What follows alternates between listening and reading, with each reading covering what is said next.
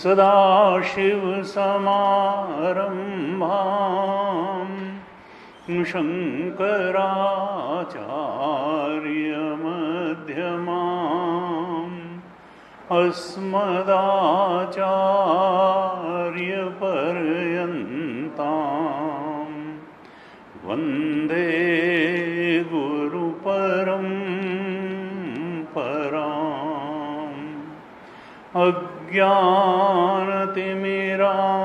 अज्ञानतिमिरान्धस्य ज्ञानाञ्जनशलाकया चक्षुरुन्मीलितं येन तस्मै श्री गुरवे नमः। तस्मै श्री गुरवे नमः।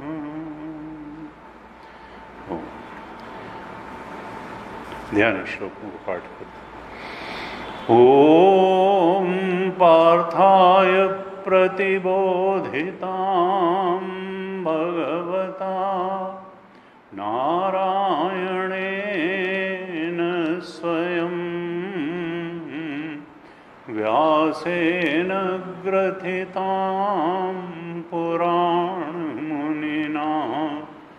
मध्ये महाभारतम्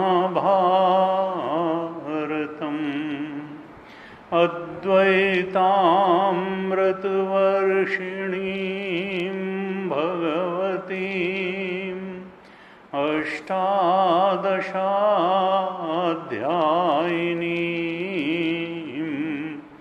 अम्ब त्वामनुसन्दधामि भगवद्गीते भवद्वेषिणीम्।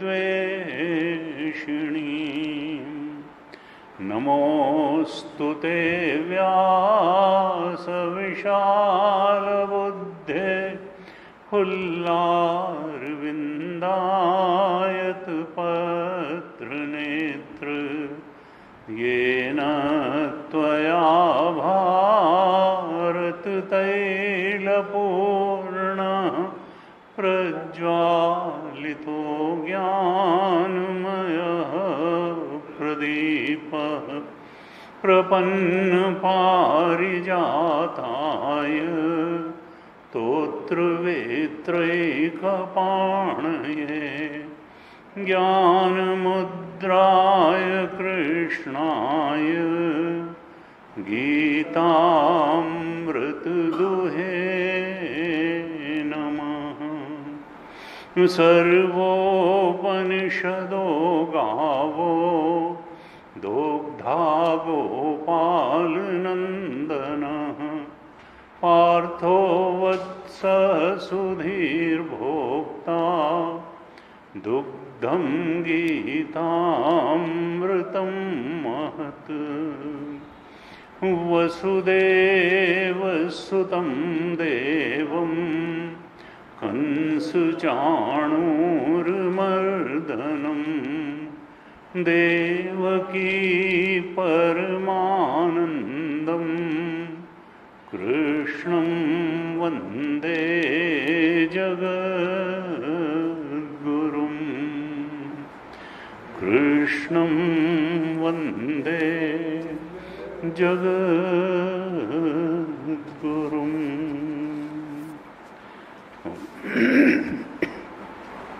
श्रीमद् भगवद गीता के 8वें अध्याय पर हम चर्चा कर रहे थे और करीब के इसके अंतिम भाग में चर्चा करते हुए हम प्रवेश कर चुके हैं। तो पहले कुछ श्लोकों का पाठ कर लेते हैं, फिर चर्चा करते हैं। श्लोक नंबर 22 से पाठ करेंगे। चैप्टर 8 श्लोक नंबर 22, 8वें अध्याय के 22वें श्लोक से पाठ करते हैं। आप दोहराइए। पुरुषः सपरः पार्थ भक्त्या लभ्यस्त्वनन्यया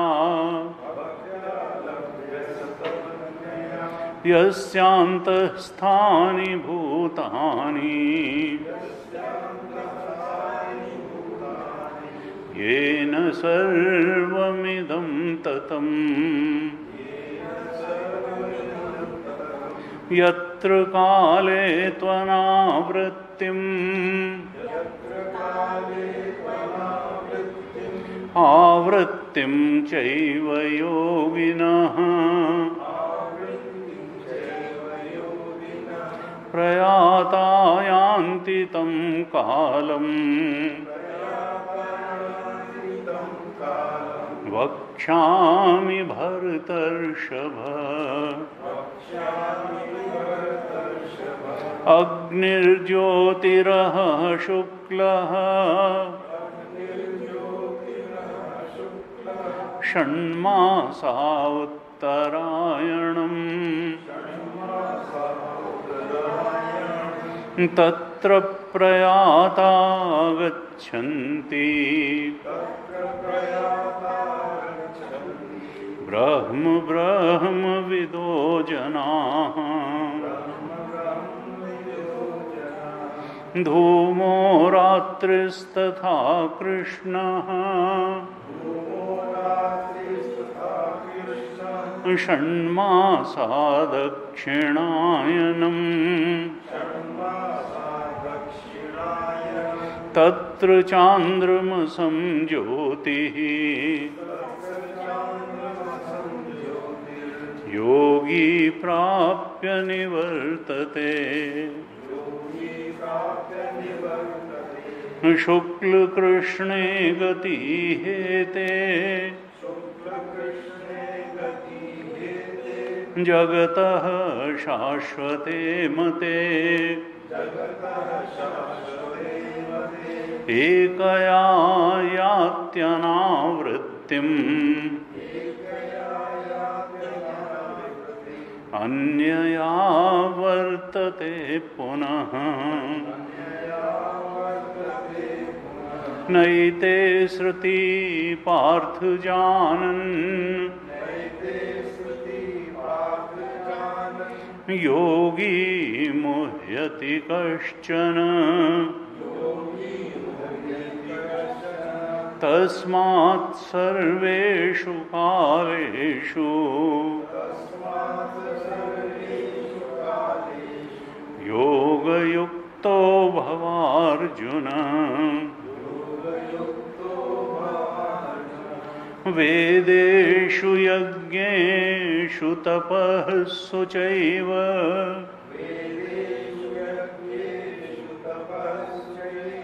दानेषु यत्पुण्यफलं प्रदिष्टम्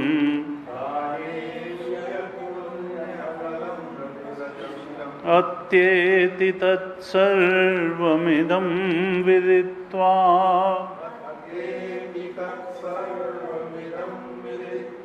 योगी परं स्थानमुपैति चाद्यम्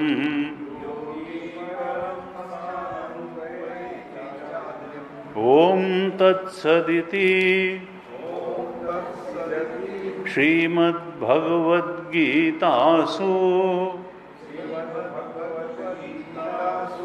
उपनिषत्सु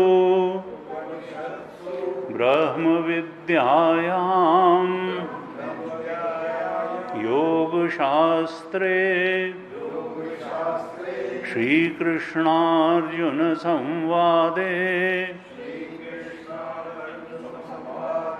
अक्षरब्रह्मयोगो नाम अष्टमोऽध्यायः।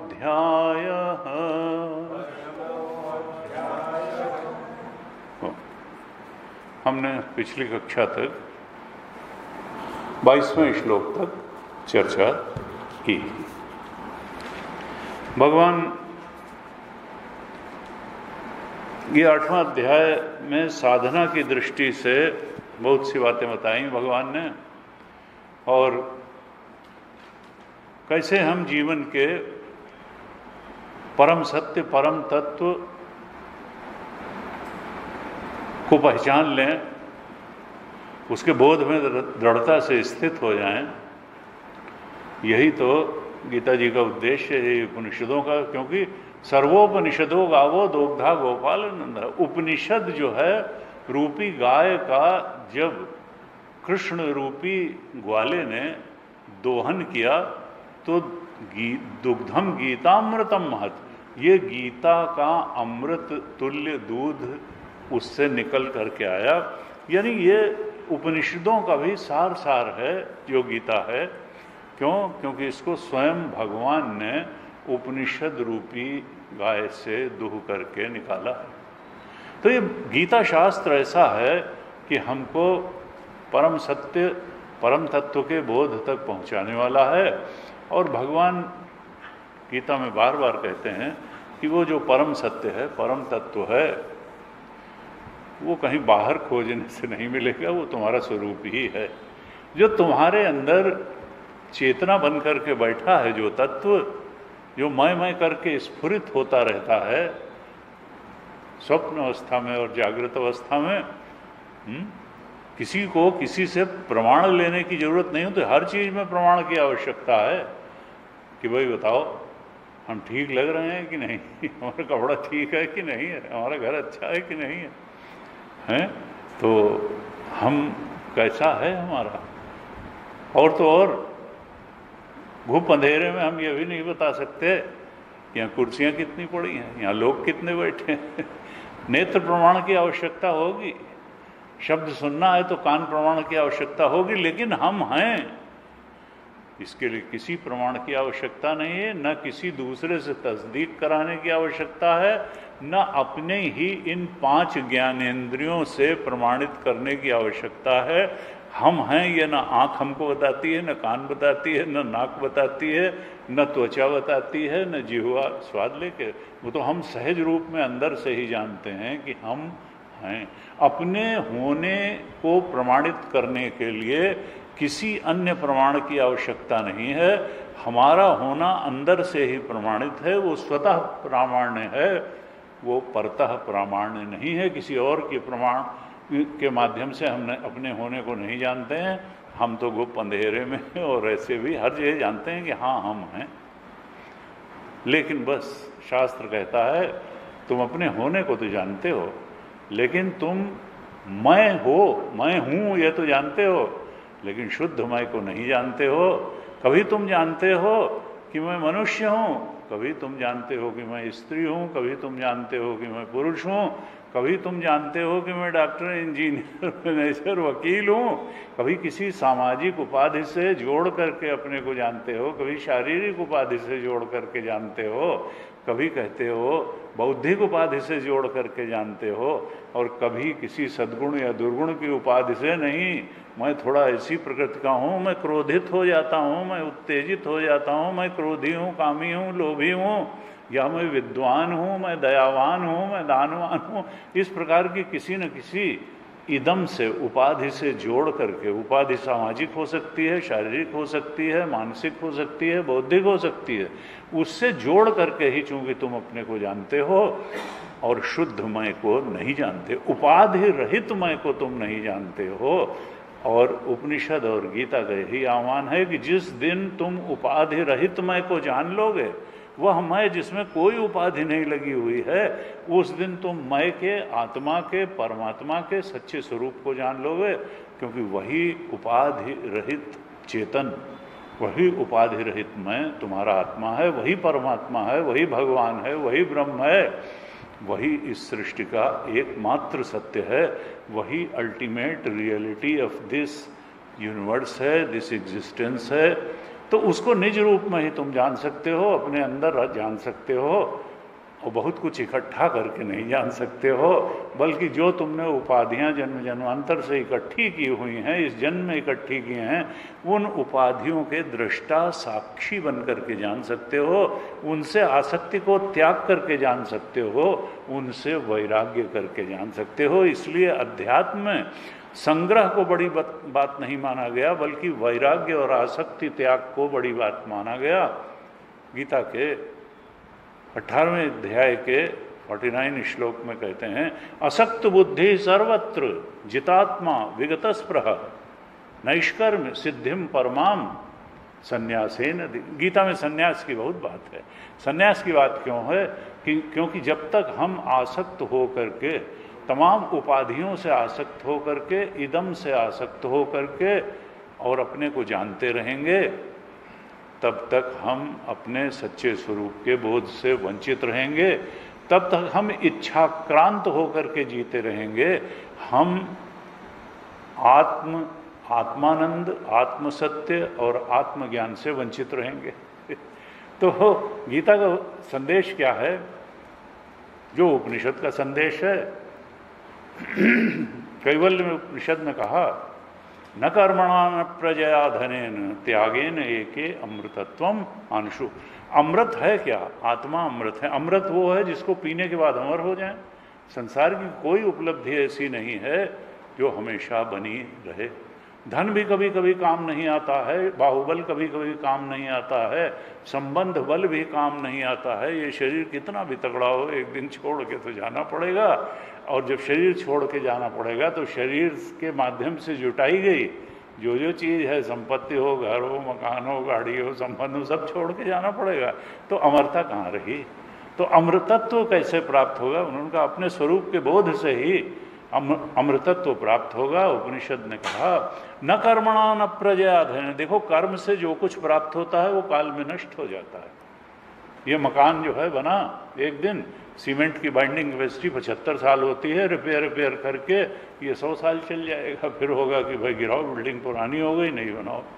न कर्मणा, ये शरीर भी पूर्व जन्मों के कर्म के परिपाक से, प्रारब्ध के कारण ही पंचभूतों को एक गठरी बन गई। ये भी कर्म का परिणाम है। शरीर कर्म का परिणाम है तो एक दिन काल में नष्ट होगा। लेकिन आत्मा किसी कर्म का परिणाम नहीं है, वो अनादि है, अनंत है, चेतन अनादि और अनंत है, जो हमारा स्वरूप है। तो न कर्मणा न प्रजा, बहुत संतान उत्पत्ति से भी अमृत आत्मा की प्राप्ति नहीं होती है, बहुत धन से भी अमृत आत्मा की प्राप्ति नहीं होती है। तो कहा फिर होती कैसे है? कहा त्यागेन एके अमृतत्वम अंशु। एक त्याग से ही अमृतत्व की प्राप्ति होती है, अमृत आत्मा की प्राप्ति होती है। क्योंकि आत्मरमण ही में शाश्वत रमण है। तीसरे अध्याय के 17वें श्लोक में कहा, यस्त्वात्मरतिरेव स्यात् आत्मतृप्तश्च मानवः आत्मन्येव च संतुष्टः तस्य कार्यम न विद्यते। किसने कृतकृत्य हो गया, जो करना था मनुष्य जीवन में कर लिया, जिसने आत्मरमण प्राप्त कर लिया। संसार रमण तो सभी कर लेते हैं, सुख भोगने जाते हैं और दुख लेके लौट आते हैं। संसार की रचना ही ऐसी कि भगवान ने कि बात के लिए कोई इनिशिएटिव नहीं लेते हैं, बल्कि जिसको भगाने के लिए सब काम करते हैं, वो दुख जने कहाँ से चला आता है जिंदगी में। और वो शाश्वत सुख जिसको पाने के लिए पूरे दिन, हफ्ते हफ्ते, महीने महीने, जीवन पर्यंत प्रयास करते हैं, वो दुख, वो सुख थोड़ा बहुत मिलता है, बाकी सरकता हुआ लगता है। अच्छा अब नहीं तब मिल जाएगा, पढ़ते समय नहीं मिला नौकरी लग के मिल जाएगा, नौकरी लग के नहीं मिला शादी ब्याह हो के मिल जाएगा, शादी ब्याह हो के नहीं मिला, अच्छा बच्चे की किलकारी जब गूंजेगी तब मिल जाएगा, अच्छा बच्चा बड़ा हो जाएगा, बहू आ जाएगी, तो ये सरकता चला जाता है। ये दुनिया भगवान ने ऐसी बनाई कि सारी इच्छाएं किसी की पूरी नहीं होती हैं, थोड़ी सबकी पूरी होती हैं। और जो पूरी हो गई वो पूरी हो गई तो तुम क्या सातवें आसमान के ऊपर चलने लगे? इच्छा पूरी होने के पहले लगता है जाने क्या दे देगी, पूरी होते समय भी लगता है थोड़ी देर के लिए, लेकिन इच्छा पूरी होने के बाद जैसे थे तो वो ऐसा ही है। तो जो नहीं पूरी हुई उसमें कोई अफसोस करने की जरूरत नहीं है, वो भी पूरी हो जाती तो जैसे थे ही रहते। तो अब फिर क्या है ये? उनका इच्छा तुमको बेवकूफ़ बनाती है। गीता कहती है परम सत्य के बोध का मार्ग क्या है? प्रजहात यदा कामान सर्वान पार्थ मनोगतान आत्मन्येव आत्मना तुष्ट स्थित प्रज्ञस्तदोच्यते। आत्मा में शाश्वत स्थिति किसको प्राप्त होती है? जो इच्छाओं की जगह आवश्यकताओं के अनुसार जीवन जीता है, इच्छाओं के पीछे दौड़ना बंद कर देता है। क्योंकि संसार आकर्षक लगता है, ये है नहीं। देखत सोना लगे सकल जग कांच है, अरे भाई पलटू जीवन कहिए झूठ तो मरना साँच है। ये जो है ये संसार लुभाता है, आकर्षक लगता है, लेकिन फिर ये परिणाम में क्या है? ये परिणाम में ये ही संस्पर्शया भोगा दुख योने एवते आद्यंतवंतः कौन्तेय न तेषु रमते बुधा। 5वें अध्याय के 21वें श्लोक में भगवान ने कहा ये संसार के जो आकर्षक और लुभावने लगने वाले जो भोग हैं, प्रारंभ में दूर से बहुत अच्छे लगते हैं, लेकिन फिर दुख ये बाद में लाइन लगा लगा के दुख देंगे तुमको।